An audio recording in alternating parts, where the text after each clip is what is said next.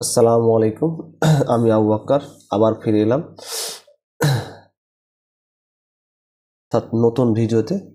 Chapter 1 চলছে, পুরো পাঠের পুনরালোচনা এবং লেকচার 3-তে ফিরে এলাম। কেডি 1.1 অঙ্কগুলো করব বুঝে এবং প্রতিনিয়ত প্র্যাকটিস করব, এই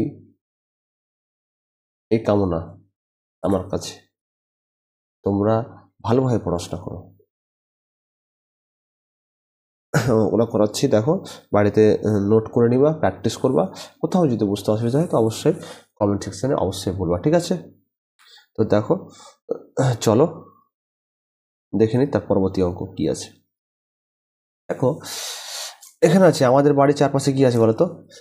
আমাদের বাড়ির পাশে পাপিয়াদের আয়তক্ষেত্রাকার জমি আছে। যখন প্রথমে যখন ক্লু দিয়ে দিল আয়তক্ষেত্র, মানে আয়তক্ষেত্র হিসাবে কাজটা হবে। এই আয়তক্ষেত্রের জমির দৈর্ঘ্য দেওয়া আছে, প্রস্থ দেওয়া আছে, আর পাপিয়ারা তাদের জমির চারদিকে 4 মিটার ছেড়ে বাড়ি তৈরি করবে। তার দৈর্ঘ্য বরাবর ছাড়তে হবে আর প্রস্থ বরাবরও ছাড়তে হবে। এমন নয় যে দৈর্ঘ্য বরাবর ছেড়ে দিলাম আর প্রস্থ বরাবর ছাড়লাম না, এটা যেন না হয়। হিসাব করে দেখি পাপিয়ারা কত বর্গমিটারে তাদের বাড়ি করবে। তো অবশ্যই বাড়িটা আপাতত আমি মোটামুটি চিত্রের মাধ্যমে একটু দেখাচ্ছি, জাস্ট দেখে নাও।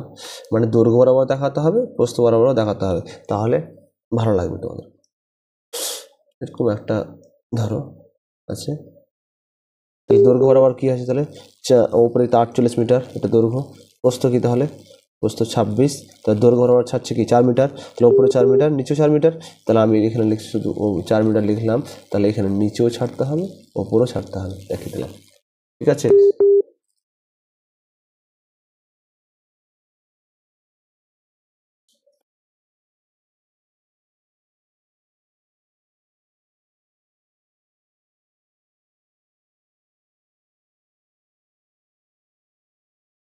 দেখো তাহলে পাপিয়ারা যে অংশ বাড়ি তৈরি করবে, যে অংশে বাড়ি তৈরি করবে তার দৈর্ঘ্য কত হবে তাহলে? আমি এখানে লিখছি পাপিয়ারা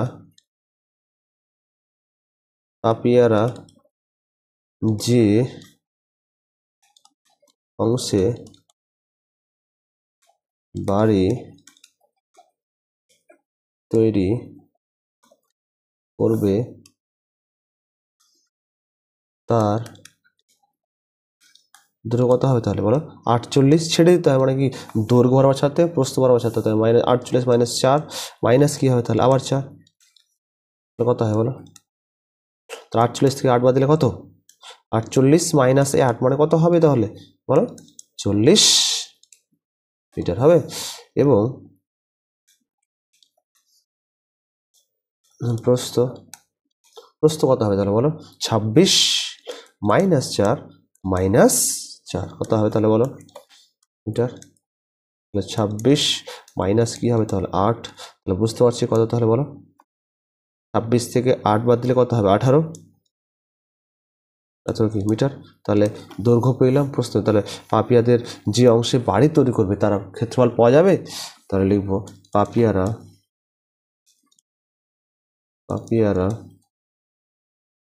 যে অংশে বাড়ি তৈরি করবে তার ক্ষেত্রফল কত হবে বলতো? 40 ইন্টু কত হবে? 18। তাহলে বুঝতে পারছি এগুলো পাশে গিয়ে লিখবো বর্গ মিটার। তাহলে 800-কে 4 দ্বিগুণ করতে হবে, 4 8 কত? 72, 720 বর্গ কি মিটার। দৈর্ঘ্য পেয়ে গেলাম, প্রস্থ পেয়ে গেলাম, ক্ষেত্রফল পেয়ে গেলাম। বুঝতে পেরেছি আমার কথা? একদম বুঝে অঙ্কগুলো তোমাদের করা উচিত, করে দিলাম। জাস্ট তোমাদের একটাই কাজ, প্র্যাকটিস করা, অনেক দূর এগিয়ে যাবা, এই দোয়া করি আমি।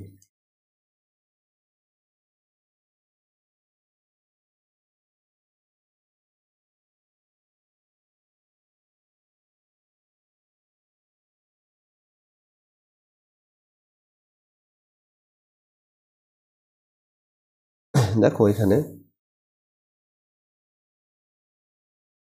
8 নম্বর যে অঙ্কটা দেওয়া আছে, এখানে দেখো নিচে আমাদের পাড়ার এই যে অঙ্কটা দেওয়া আছে, আমাদের পাড়ার ক্লাব ঘরের দৈর্ঘ্য প্রস্থ দেওয়া আছে। দৈর্ঘ্য, প্রস্থ, উচ্চতা দেওয়া আছে যথাক্রমে 7.2 মিটার, 5.5 মিটার, 4.2 মিটার।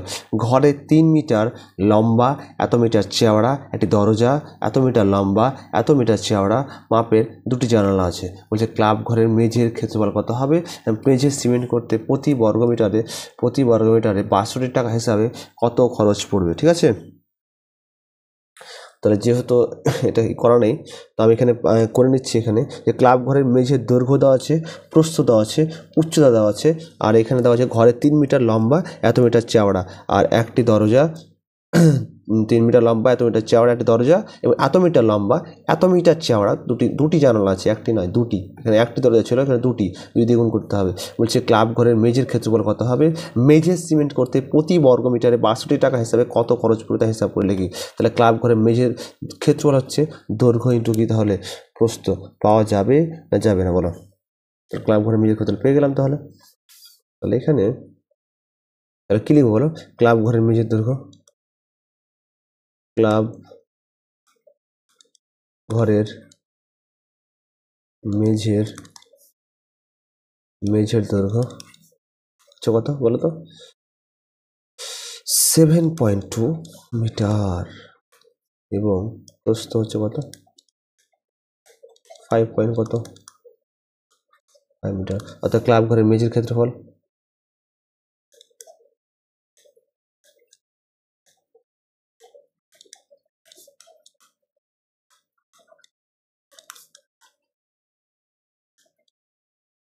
বলতো 7.2 ইন্টু 5 কত 5, পাশে কি বর্গ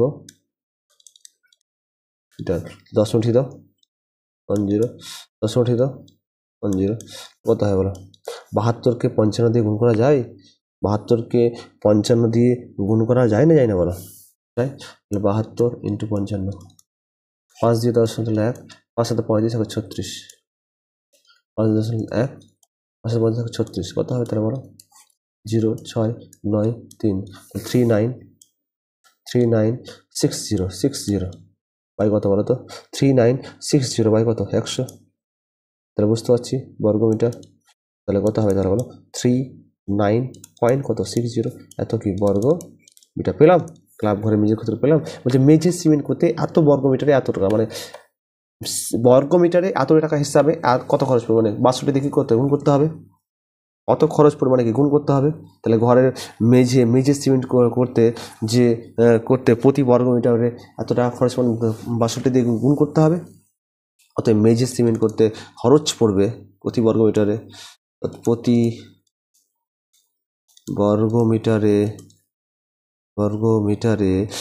62 টাকা হিসাবে খরচ পড়বে মেঝে সিমেন্ট করতে। জাস্ট অল্প কিছু লিখলাম যেন তোমরা সবাই বুঝতে পারো। তাহলে কি করবো বলো? 29.60 ইন্টু কত তাহলে বলো? 62, দশমিক উঠাতে পারি 100, 62 দিয়ে গুণ করতে হবে। তোমাদের ক্যালকুলেশন বাড়িতে করবা, ঠিক আছে? 29 60 62 দিয়ে গুণ করতে হবে।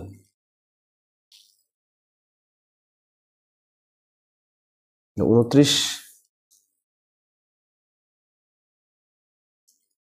তাহলে 29 60 কত 62, কত হয় বলো? 0 1, 18, 18 19, 19 হাতে কত? 1, 3 দিয়ে 6 7, 6 0 দিলে 0, 6 7 6 হাতে 3, 6 9 54, 57, 5, 3 6 18, 18 5 কত 23, ঠিক আছে? কত হবে? 0 2 10 15 তাহলে 1 14 15 3 4 245 245 তাহলে এখানে লিখতে পারি 2455.20 এত কি টাকা। ঠিক আছে, বুঝতে পেরেছ আমার কথা? একটা কোশ্চেনের অ্যান্সার কিন্তু আমরা পেলাম না? মেজে সিমেন্ট করতে পেলাম। বাহাদুর কল করতো। আচ্ছা,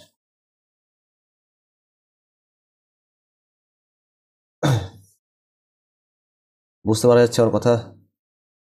তাহলে এখানে কিন্তু পেয়ে গেলাম এখানে মেঝে সিমেন্ট করতে কিন্তু কত খরচ হবে পেয়ে গেলাম। তাহলে এখানে ভালো করে দেখো যে দরজা ও জানলা বাদে ঘরের ভিতরে 4 দেয়ালে খেতে পারলে, তাহলে ঘরের 4 দেয়ালে খেতে সূত্র জানি আমরা কি জানি বলো? ঘরের 4 দেয়ালে খেতে সূত্র জানি। আমি এখানে স্টার দিয়ে লিখছি।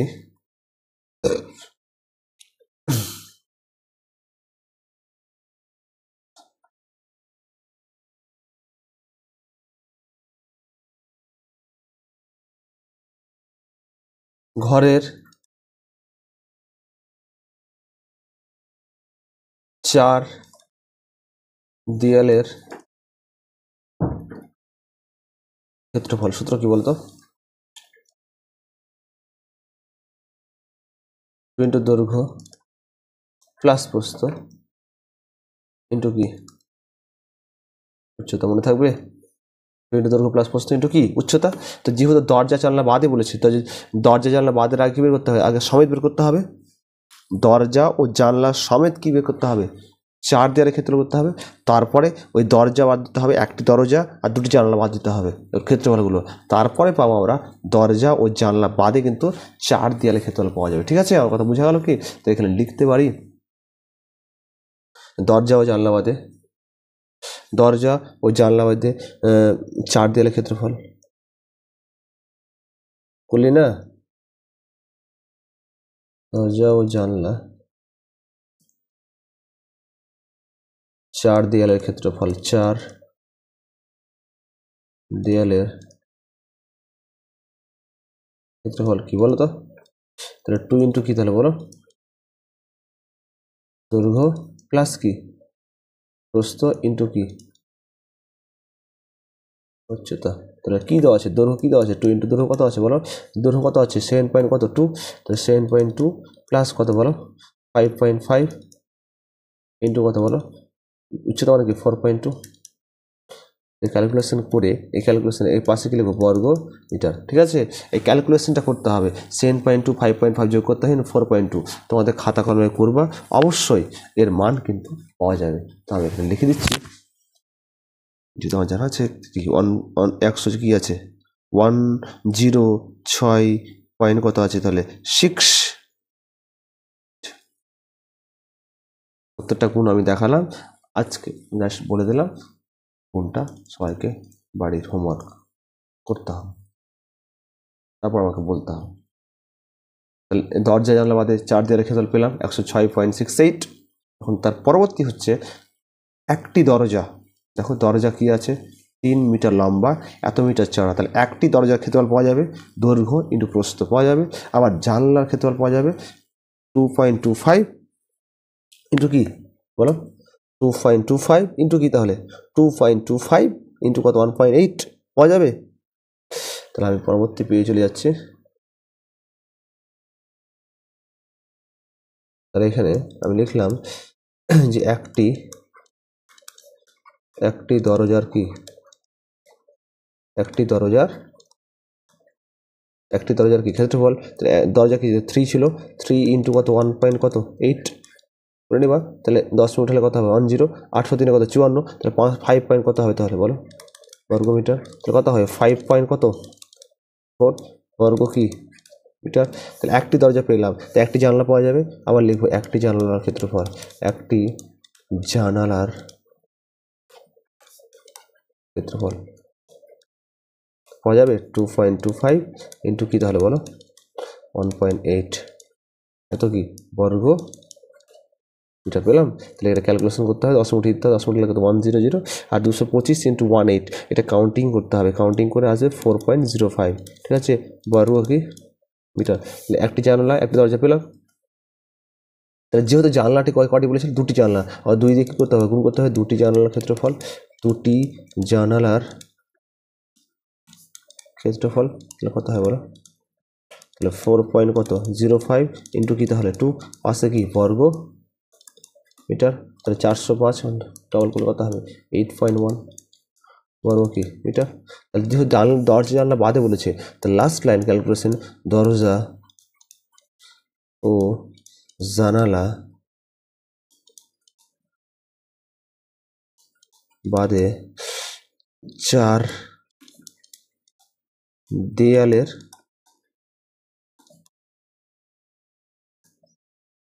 ক্ষেত্রফল। তাহলে কত কত পারি বলতো, প্রথম পেয়েছি 106 পয়েন্ট কত পেয়েছি 68, মাইনাস কি 5 পয়েন্ট কত 4, মাইনাস কি 8.1। ঠিক আছে, বুঝতে পেরেছো বর্গমিটার। তাহলে অবশ্যই ক্যালকুলেশন করে আসবে কি 93 পয়েন্ট কত আসবে 18 বর্গ মিটার। ক্যালকুলেশন তোমার সবাই করতে হবে, যদি অসুবিধা হয় তো বলবা।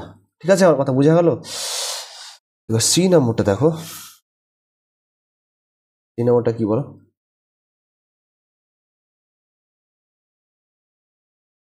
সি নম্বরটা কি আছে বলো। সি নম্বরটা আছে যে ঘরের ভেতরে ছাদের ক্ষেত্রফল কত হবে। তাহলে ঘরের যে ভেতরের ছাদের ক্ষেত্রফল সেটা কিন্তু দেখো ঘরের মেঝের ক্ষেত্রফল সমান, মেঝে যা হবে ছাদ তাই হবে। তাহলে বলতে পারি এখানে ঘরের ভেতরে ছাদের ক্ষেত্রফল সমান সমান ঘরের মেঝের ক্ষেত্রফল। তার মানে লাস্ট ক্যালকুলেশন তাহলে কত হয় বলো তো, যেটা 39.60 যেটা পেয়েছিলাম। পেলাম। এখানে বলেছে ডি নাম্বারটা প্রতি বর্গমিটার 12 টাকা হিসাবে দরজা জানলা বাদে ঘরের ভেতরের দিকে 4 দেয়াল ও ছাদ চুনকাম করতে কত খরচ পড়বে। মানে দুটো একসাথে, ঘরের জানলা বাদে যেটা পেলাম 93.18 পেলাম, আর প্লাস কি পেলাম ছাদের ছাদ কি পেলাম আবার, এখন কি পেলাম তাহলে বলো, ছাদ পেলাম 39.60। তাহলে দুটো যোগ করে কি ওর দিয়ে গুণ করতে হবে, সেটাই কাজ। তাহলে দরজা জানলা বাদে ঘরের ভেতরের 4 দেয়াল ও ছাদের মোট ক্ষেত্রফল। তাহলে লিখব ডি নম্বর অ্যান্সার, দরজা ও জানালা জানলা বাদে ঘরের ভেতরের 4 দেয়াল ও ছাদের মোট কি বলতো, মোট ক্ষেত্রফল কত বলতো কত হবে 93.18 প্লাস কত হবে 39.60 পেয়েছিলাম না আমি, পেয়েছিলাম। অতএব কি বলতে পারি বলো তো, এটা কত হবে, ক্যালকুলেশন কত হয় বাড়িতে করবা, কত হবে এটা 132 পয়েন্ট কত 78 বর্গ কি এটা, যে 132.78 পেলাম সেটা কি দ্বিগুণ করতে 12টা দ্বিগুণ করতে হবে, 12 দ্বিগুণ করলে পেয়ে যাবো। অতএব লাস্ট ক্যালকুলেশন কত হবে, লাস্ট কি যে কত খরচ পড়বে। অতএব চুনকাম করতে খরচ পড়বে, চুনকাম করতে খরচ পড়বে কত হয় বলো 132.78 ইন্টু কত, তাহলে 12, 10 উঠিয়ে দিতে হবে, 10 উঠলে কত 100 হবে। ক্যালকুলেশন করবো 10 1593 পয়েন্ট কত 36, এত কি টাকা। কথা বোঝা গেল কি, কথা বোঝা গেল।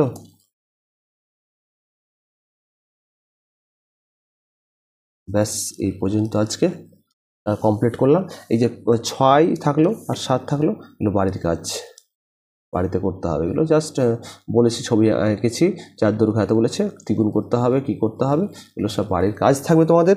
অবশ্যই আমি যতটুকু পেরেছি তোমাদের বোঝানোর চেষ্টা করেছি। আজকে এই পর্যন্ত থাক, সবাই প্রতিনিয়ত প্র্যাকটিস করো। কোথাও বুঝতে অসুবিধা হলে অবশ্যই কমেন্ট সেকশনে বলবা। ক্যালকুলেশন যদি কোথাও অসুবিধা হয় অবশ্যই নামতা, বর্গ, ঘন এগুলো মুখস্থ করতে হবে, তাহলে ক্যালকুলেশনটা স্পিড হবে। ঠিক আছে, আজকে এই পর্যন্ত থাক। সবাই আল্লাহ সবাইকে ভালো রাখুক। ঠিক আছে, ভালো থেকো সবাই। ওকে, ধন্যবাদ।